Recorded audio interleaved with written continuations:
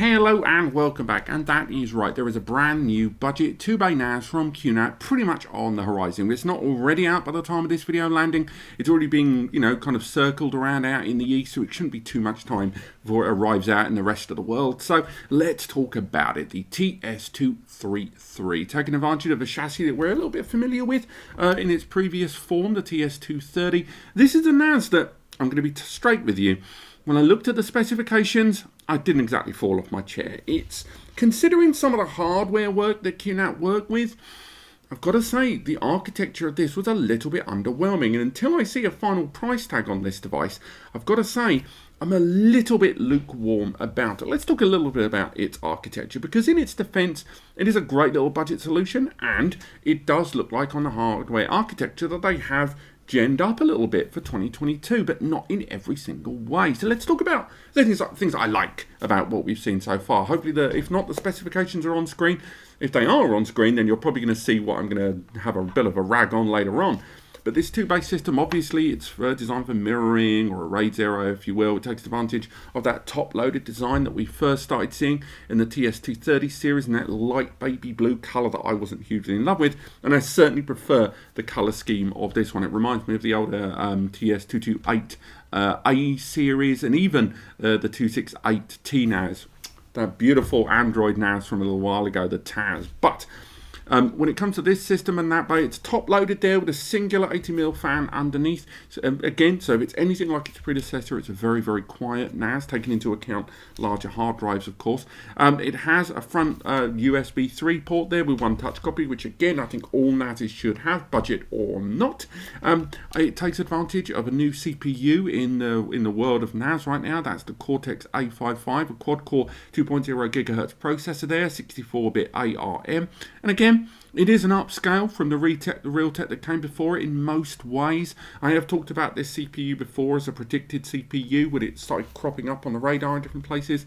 So do not be surprised if you start seeing this or a revision of this appearing on the likes of Synology's DS222J or 222 down the line, or Asus will get on it. But fair play to Qnap, they're the first ones to bring this to market. Now, this is where things for me go, as I say, a little bit lukewarm. So it arrives with 2 gig of DDR4 memory, which on the face of it, tick, lovely for me. Whenever I see these budget solutions out there, a lot of the time you get 1 gig and you're told to go home. This at least arrives with 2 gig of DDR4 as standard, but it can't be upgraded. Anyone that's ever utilized the TS-230 or even the TS-130 that came before it, you'll know that the operating system QTS, whether you use 4.5 or you use QTS 5, you'll know that, it eats up a lot of that memory.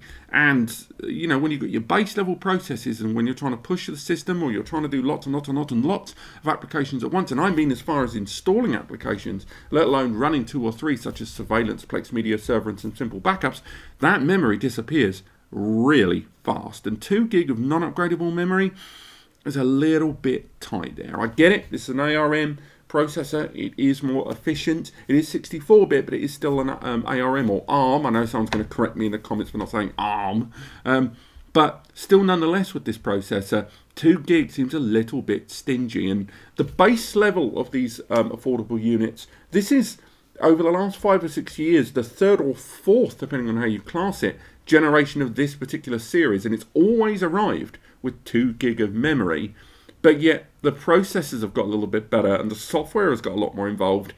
And this system having 2 gig of memory for me is going to feel like a bit of a bottleneck on day one there. Again, until we've got one in the studio, I don't know.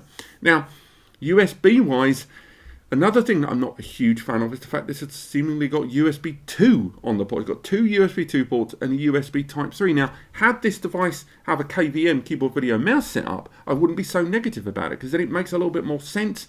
You've got the HDMI out, so you want keyboard, mouse perhaps, to run a standalone surveillance or standalone system.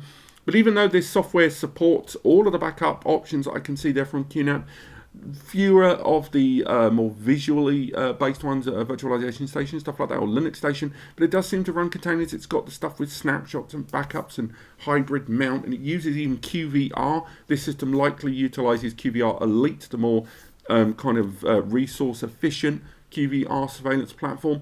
But with this, I'm just getting that vibe that those USB ports were a carryover from the architecture of the predecessor, but when we look at the predecessor, they had 2 USB 3 ports on it.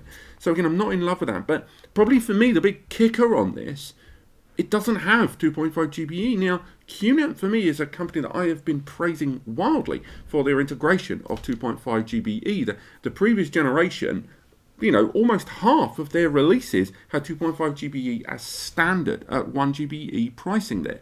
Now, I hoped as we moved into the next gen that 50% was going to creep up to 70 to 80 to 90. But this system being more affordable and still having 1 GBE, the only upgrade I can see on this system versus the 230 that came before it is the processor. And it's a good processor, fair play. I would expect a CPU refresh, but still nonetheless, I'm surprised it doesn't have 4 gig of memory, or I'm surprised it doesn't have USB 3 as standard, or it doesn't have I'm surprised it doesn't have 2.5 GBE. This is a 2-bay, and I get it. You know, saturation isn't going to be massive, but even with 2 standard class, bog standard NAS hard drives, you can crack that 2 to 250 megs there in a RAID 1 environment. So it's very, very surprising to me, unless it's for portfolio reasons, which I'll touch on in a bit, that this system has 1 GBE there on board. Now, I mentioned portfolio reasons. Qnap has one of the largest ranges of NAS solutions, particularly in desktop form, than any other brand. If you're coming into the conversation of buying your own private server and you've got $500, $1,000, $1,000, you can go to Qnap, and if you're a hardware buyer, you can look at their range and you can really scale your spend. You can go, right, I want to provision this much for my storage. I want to prioritize bandwidth. I want to prioritize local connections. I want to prioritize 10 GBE. I want to prioritize graphics. I want to prioritize file management.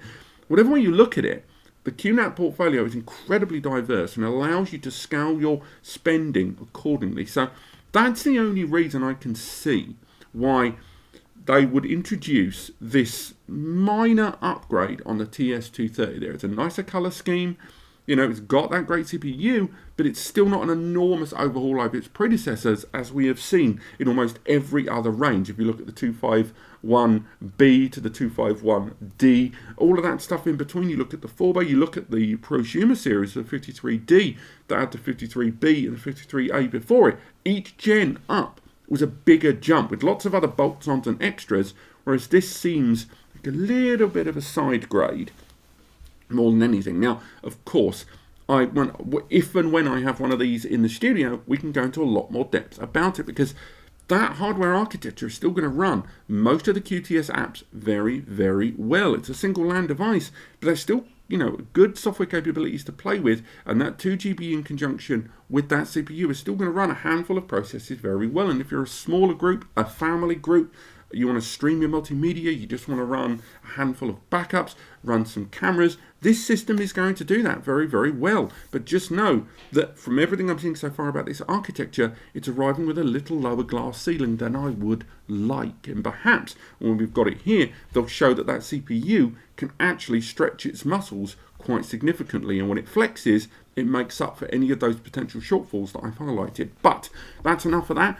This has been the TS-233 overview. Hopefully we'll have one here soon, and we can go into a lot more detail how it compares with the predecessor. And as this is, you know, arguably Qnap beating everyone to the punch with the first budget new gen CPU into the market here, let's see how the dominoes fall in the rest of the market as we go in to a heavy release period of 2022. If you've enjoyed this video, click like. If you want to learn more about this subject, Qnap, NAS in general, data storage, whatever, click subscribe. I make a video every single day. And if you are looking for the right solution for your home or business needs, I get it. Hiring a tech is expensive. There's a free, genuinely free advice service linked in the description. It's made by me and Eddie the Web Guy. We try to answer every single email. We try, you know, it's a lot of emails, we make a lot of videos, but we try to answer them. It might take us a day or two to answer. We're human beings with lives, but we really do try. And it's unbiased advice. We'll tell you where you can buy hardware. We can tell you what hardware is best suited for your requirements and your budget, and overall help you not get it wrong the first time around. But otherwise, I will see you next time.